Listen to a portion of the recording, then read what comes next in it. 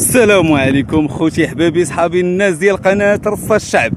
قلت لكم في الفيديو السابق بانني ملي غادي نعمر الماء في هاد لابيسين ديال مدينه مرزوقه غادي ندير لكم فيديو عليه وعلى الشلال وعلى المنظر ديال هذيك الكاسكات اللي كتجي عباره عن كبرى. لاحظوا معايا خوتي احبابي، راه حنا يلا عمرنا الماء وكنديروا ليه يعني واحد نيطواياج بسبيراتور كيف ما كتشاهدوا معنا مشاهدي الكرام مشاهدين قناه رصة الشعب. راه حنا دائما كنحاولوا كيف ما كنقولوا لكم نجيبوا لكم الجديد فيما كنا وفيما ارتحلنا.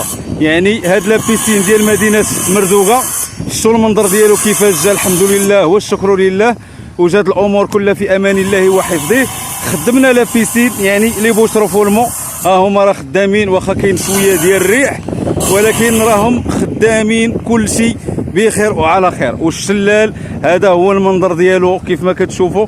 راه حنا درنا الوضع ديال السبيراتور، يعني كنسبيريو هذوك الاوساخ اللي هما طيحوا منا الكلور يعني والبي اش. وحاليا هذا هو المنظر ديال الشلال ديالنا اللي هو عباره عن كبرى بهذا المنظر كيجي وبهذا الديزاين كيجي. لاحظوا معايا مشاهدي الكرام، الحمد لله والشكر لله دازت الامور كلها في امان الله وحفظه. بالنسبه للشلال المنظر ديالو راه كيجي بهذه الطريقه هذه، يعني اللي بغى يصوب بحال هذا المنظر راه حنا راه الاشاره وموجودين نقدروا نجيو لعنده لاي مدينه ان شاء الله باذن الله. يعني اي مدينه في المغرب نقدروا نتنقلوا عنده ونصوبوا ليه هذا المنظر بهذا الديزاين اخوتي. والحمد لله لاحظوا معايا المنظر اللي جا جميل جدا.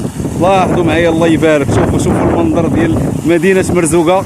وهذا الشلال اللي درناه في هذا لابيسين راه عطى واحد الاضاءه اللي هي جميله، لان كيجيو هنايا اغلبيه يعني ديال الكور كيجيو يزوروا مدينه مرزوقه في هذه الوقيته ديال شهر 4 و5، وجا المنظر زوين تبارك الله ما شاء الله. يعني خليكم معايا راه مازال ان شاء الله ندير لكم فيديوهات قريب. السلام عليكم ورحمه الله وبركاته.